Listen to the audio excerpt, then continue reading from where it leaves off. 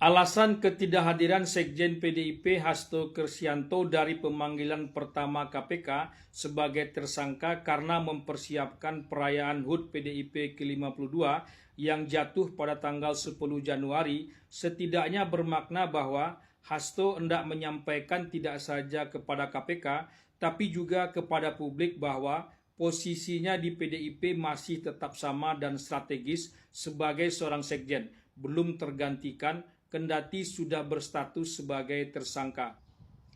Tidak saja berhasil menyampaikan kepada semua pihak bahwa ia masih kuat di PDIP, tapi Hasto juga berhasil mengidentikan dirinya dengan PDIP itu sendiri.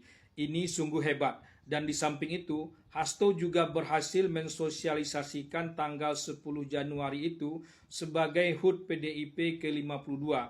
Artinya kelahiran PDIP itu dihitung dari bergabungnya beberapa partai pada era Orde Baru saat bernama PDI, bukan era reformasi saat sudah bernama PDIP. KPK tak ada apa-apanya dibandingkan PDIP. Tanggal 10 Januari PDIP berusia 52 tahun. KPK sering disebut dan dibangga-banggakan orang PDIP bahwa Megawatilah yang mendirikan KPK. Sebab pada era Megawatilah KPK dibentuk. Memang itu tidak salah, tapi perlu penjelasan lebih mendalam. Persis dengan kelahiran PDIP 10 Januari 1973 itu. Bahkan PDIP kadang juga menarik jauh kelahirannya sebagai kelahiran PNI 4 Juli 1927. Kini 10 Januari tidak saja penting bagi PDIP, tapi juga penting bagi Hasto Kristianto. Akankah ulang tahun PDIP ke-52 ini akan sangat meriah atau biasa saja? Meriahnya, meriah karena kebahagiaan, kebanggaan, kesyukuran, atau meriah karena perlawanan pantang menyerah, gegap gempita menabuh genderang perang kepada siapa saja, termasuk kepada KPK. Pidato Ketua Umum PDIP Megawati 10 Januari nanti akan sangat ditunggu.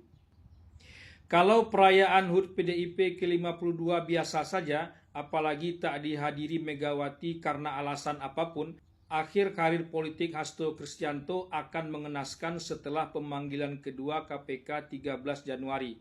Pelan-pelan Hasto akan dilupakan.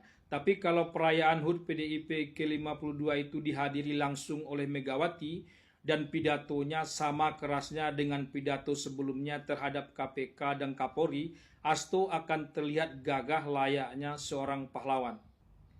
Kendati belum besar, tapi suara berbeda sudah mulai muncul dari bawah soal sepak terjang Hasto, termasuk usai ditetapkan sebagai tersangka KPK. Adalah Sudarsono, kader PDIP dari Pemalang, Jawa Tengah, mulai bersuara lantang.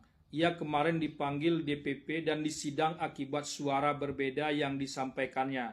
Aneh saja ia tak merasa mengenal 4 orang yang menyidangkannya itu. Ia rela diuji mana yang lebih PDIP ketimbang mereka. Ini orang seakan-akan membabi buta mendukung Hasto. Kemarin juga tersampaikan bahwa Hasto adalah simbol partai.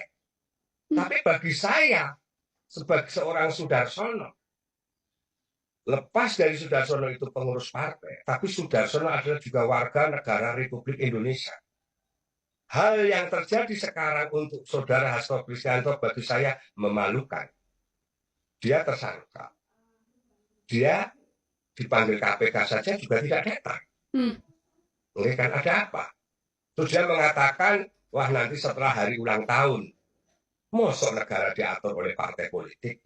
Sejak Hasto ditetapkan oleh KPK sebagai tersangka, memang belum ada suara yang terdengar dari Megawati. Suara resmi pernah dibacakan, tapi relatif berimbang antara bentuk protes dengan menghormati proses hukum. Tapi belakangan, yang lebih terdengar itu justru bentuk protesnya saja. Bahkan lebih dari itu, yakni bentuk perlawanan tidak saja terhadap KPK, tapi juga pihak lain yang diklaim memiliki kasus di tangan Hasto.